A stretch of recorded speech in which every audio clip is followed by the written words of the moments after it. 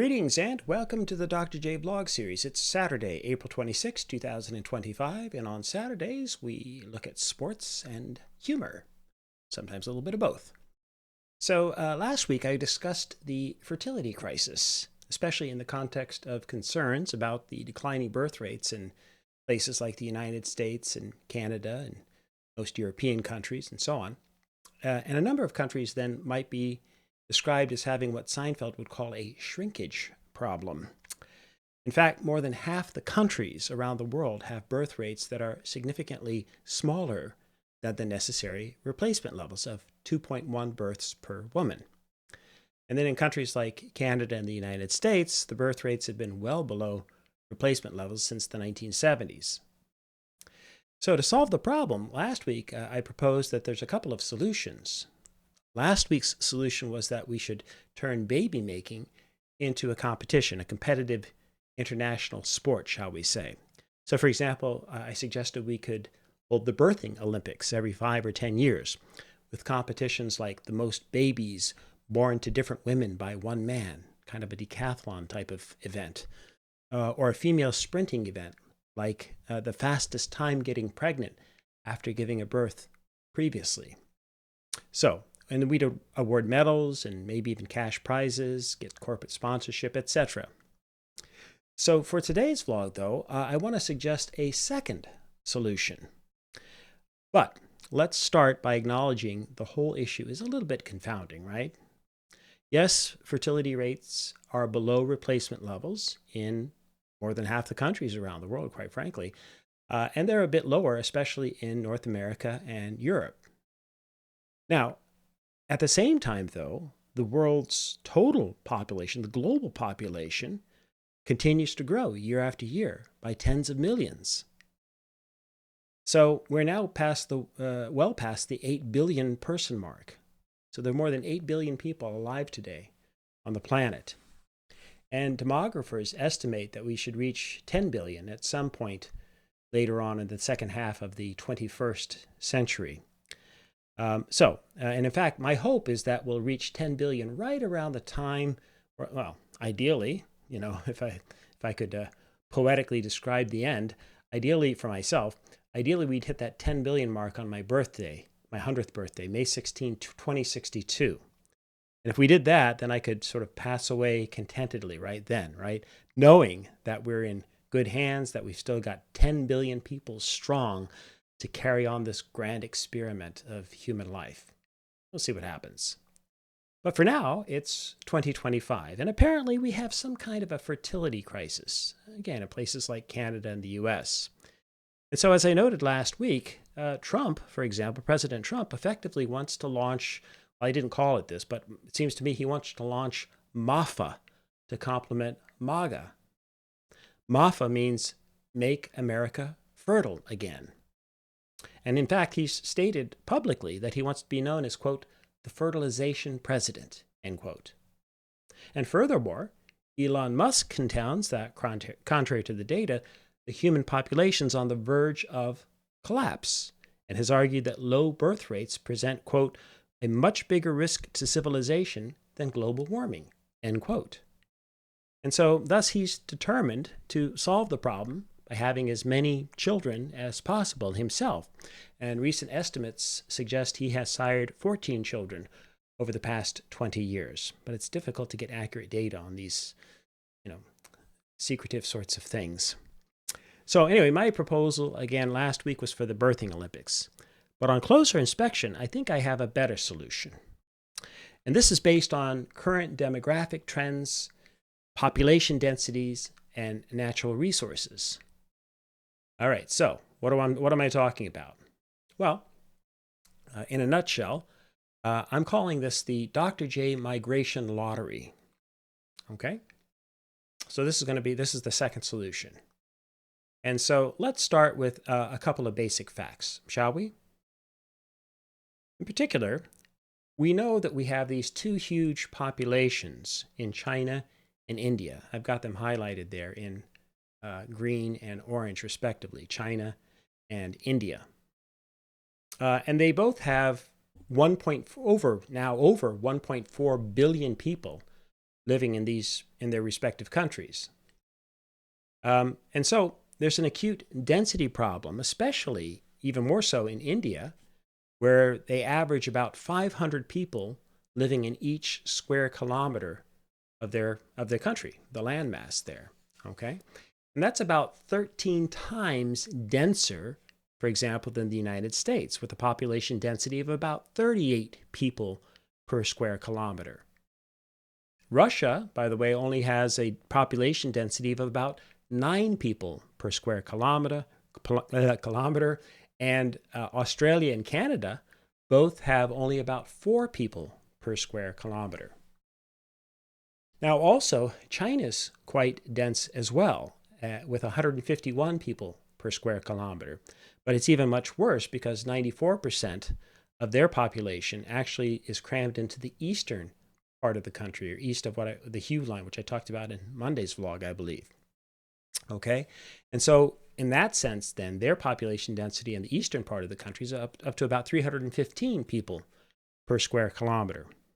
All right, so population, you have huge populations and you have very high, significantly higher population densities in China and India.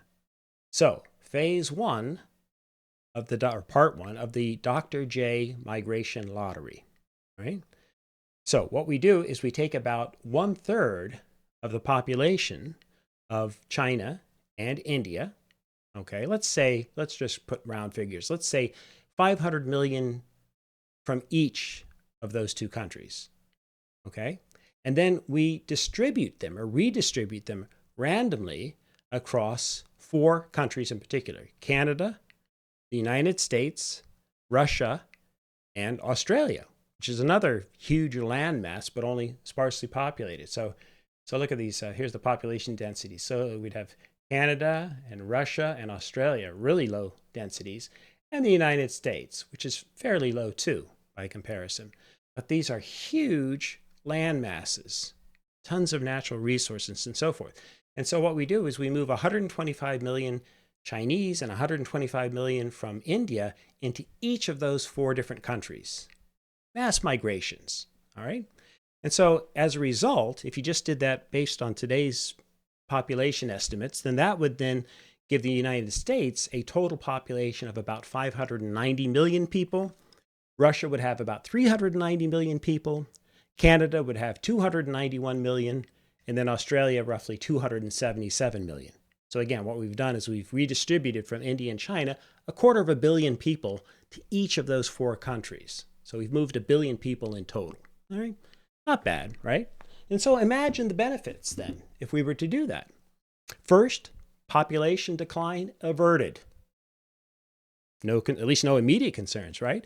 Trump and Musk and others could finally relax and stop worrying.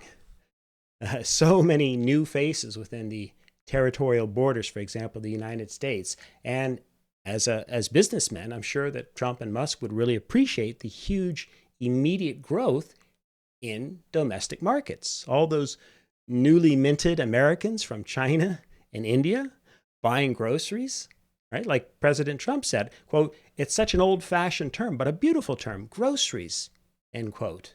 Yeah. Why not double the size of the population? Have so many more people buying groceries. Plus, all those same folks would be buying Teslas from Musk, at least as long as the assembly lines and as long as the company's still open. It's been under a little bit of pressure lately. But anyway, huge marked growth in domestic populations to buy the Teslas.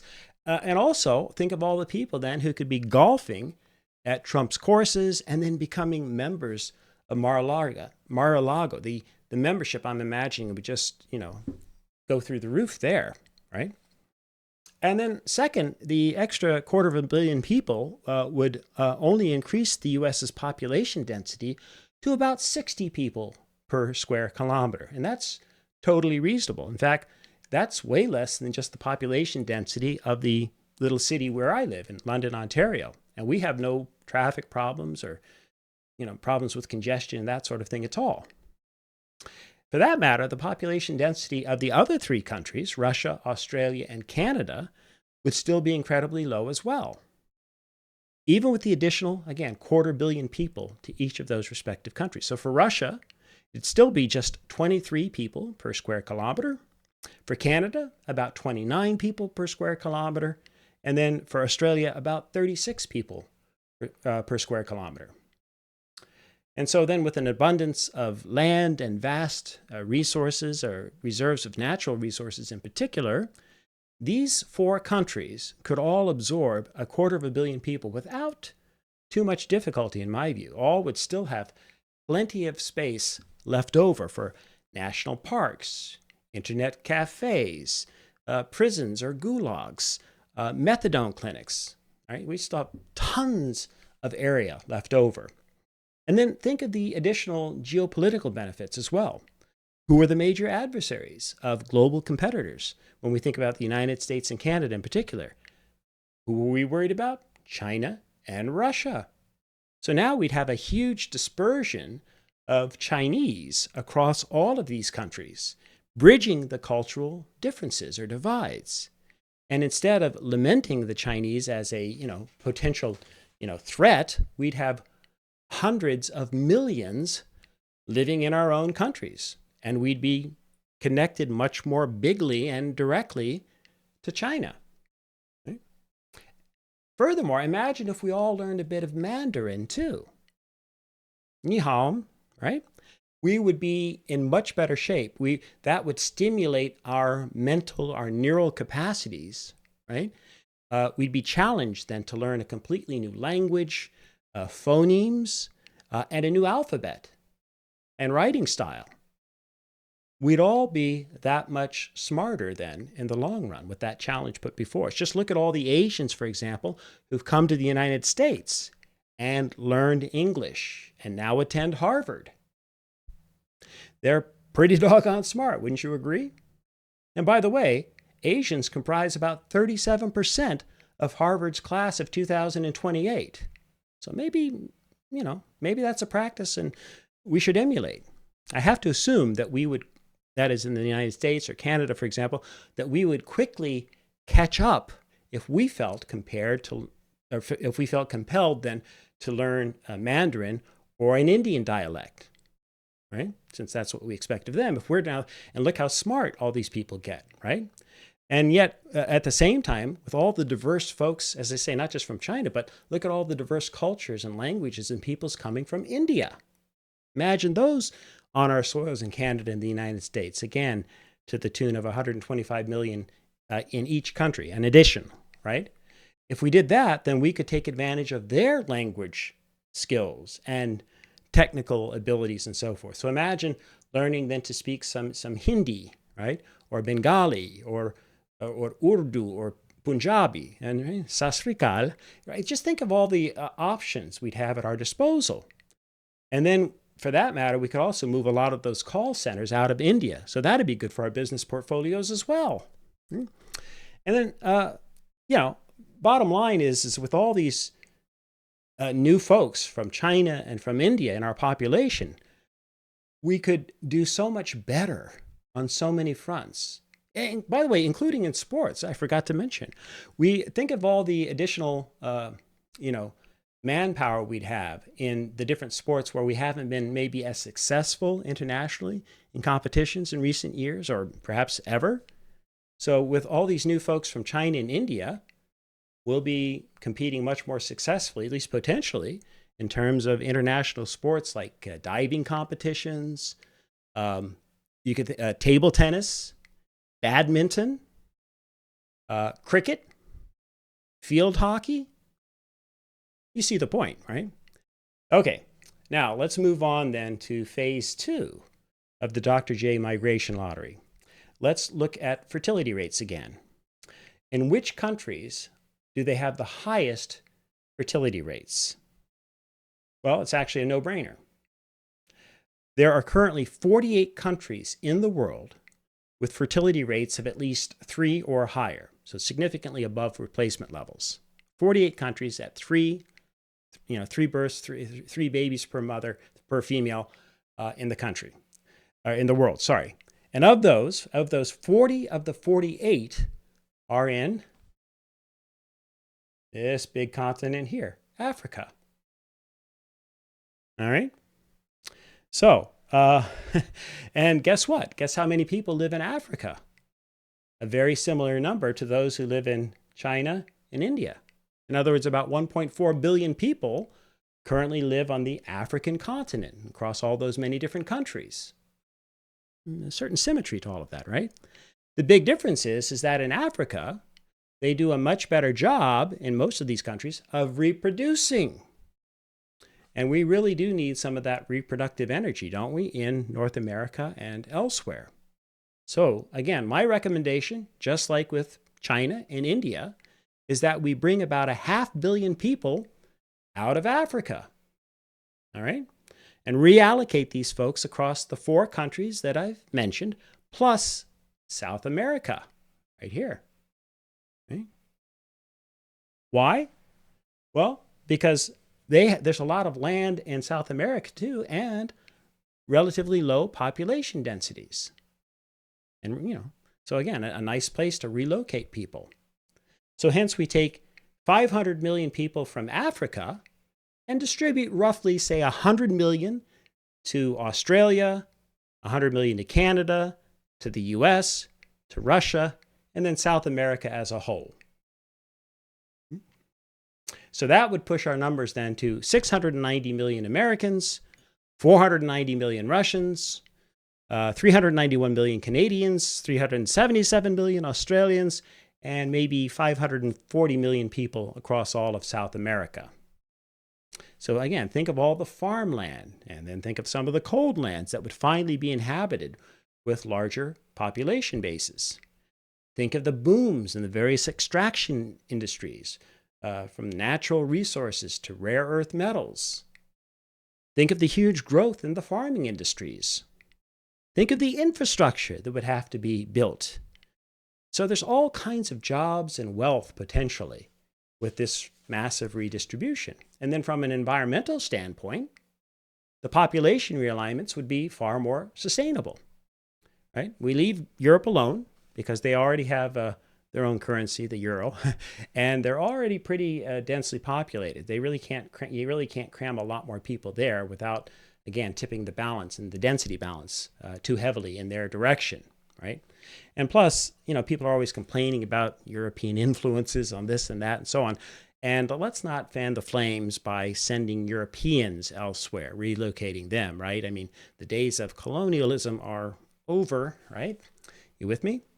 Okay, so now I get it. Dr. J, how are you going to convince 500 million Chinese, 500 million people of diverse, linguistic and ethnic backgrounds from India, and an equally diverse 500 million Africans spread out across their vast continent to simply immigrate to these other countries, these other locations? Well, again, that's the beauty of the Dr. J migration lottery. Right? So everyone's given a number from 1 to about 1.4 billion, again, whatever the total number ends up being. Mix them all up on the computer. This is easy to do, right? And spit out randomly selected 500 million numbers, each, across each of these 3 huge population bases. And then if they win the lottery, they are going to, be subject to being moved. And again, we would do this in the most supportive way possible, right? I'm sure about 1/3 of the people from China and 1/3 of the people from India and 1/3 of the people from Africa would jump at the chance to, say, hop a flight, right? Maybe a boat, but let's do flights. The boats hasn't had such a great history, but everybody could hop a flight to these premier destinations, right? It would just be an incredibly exciting event for all involved, right? Now, wait.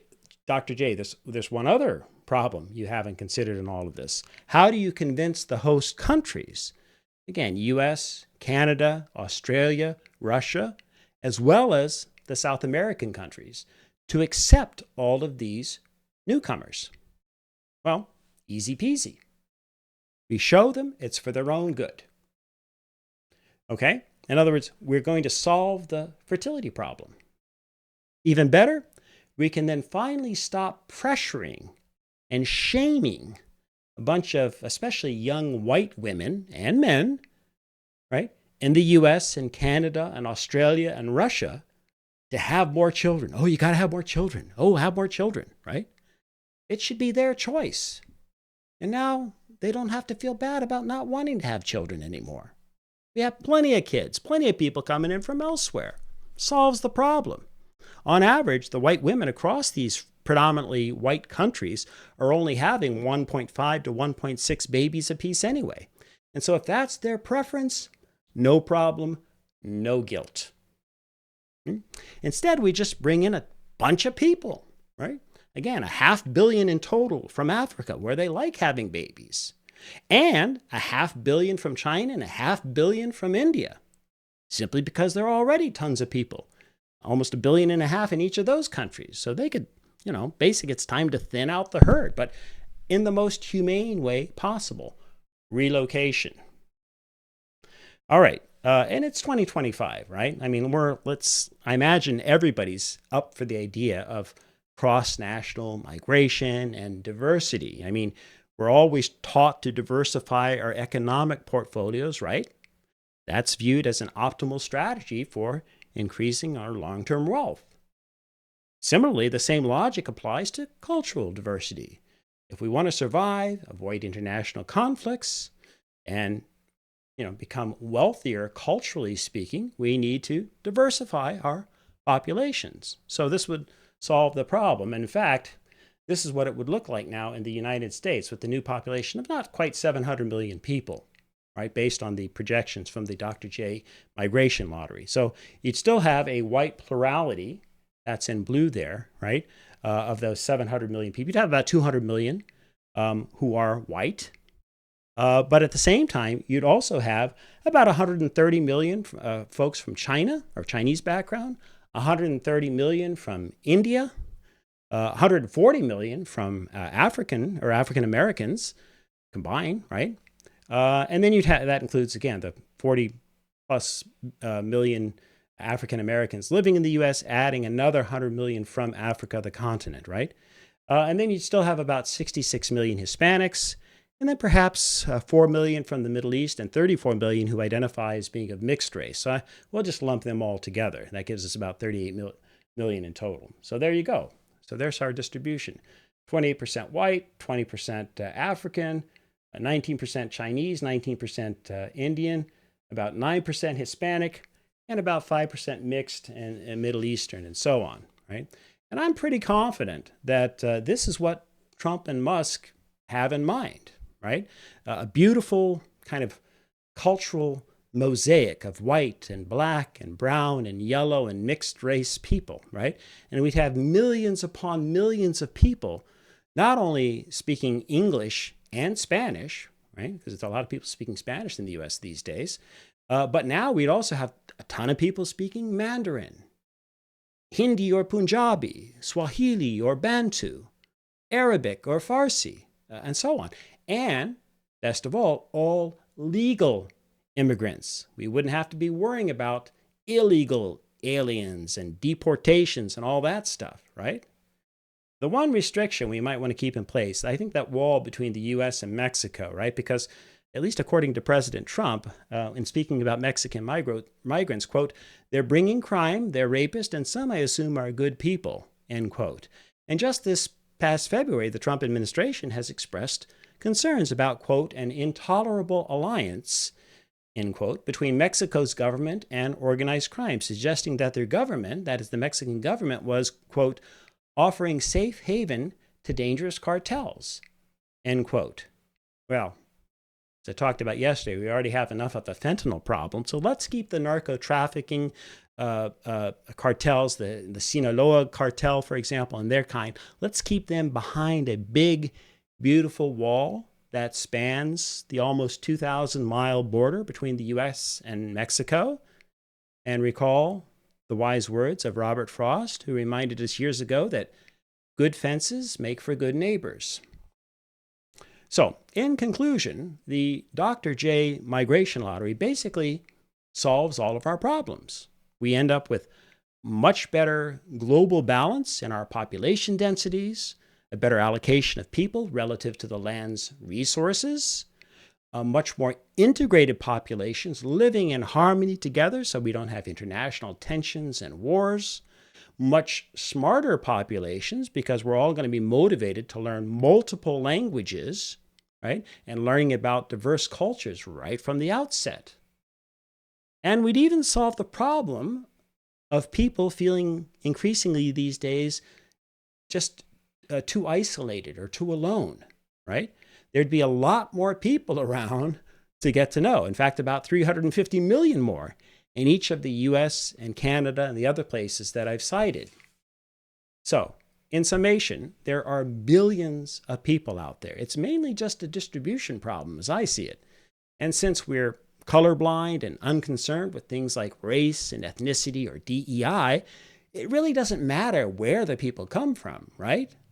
I'm sure people like Musk and Trump will all, at least based on their backgrounds with fatherhood and having children with different women and so forth, I'm sure they all have experience with diversity in their own lives and in terms of the mothers of their children and so forth. Let's just have a quick look here just to confirm that.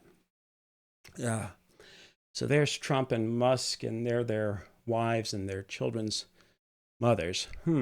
Well, okay, there does seem to be a certain, paleness associated with their partners, but maybe that's just the lighting. You know how photos are, right? So given Trump's father and family history, and given Musk's native South African origins, I can't imagine that race has anything to do with their choice of partners or their broad concerns about declining fertility rates, right? Anyway, we're out of time today. So, gracias. Merci beaucoup. Khini mamnoon. Shishi. Kamsanida. Dziękuję. Asante. Dhanyavad. Spasiba. Whatever your language, thank you. Thanks for spending some time with me.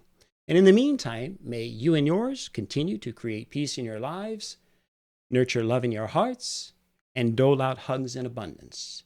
And by the way, that includes for President Trump and Elon Musk. They need hugs too. We all do from time to time. We'll see you soon.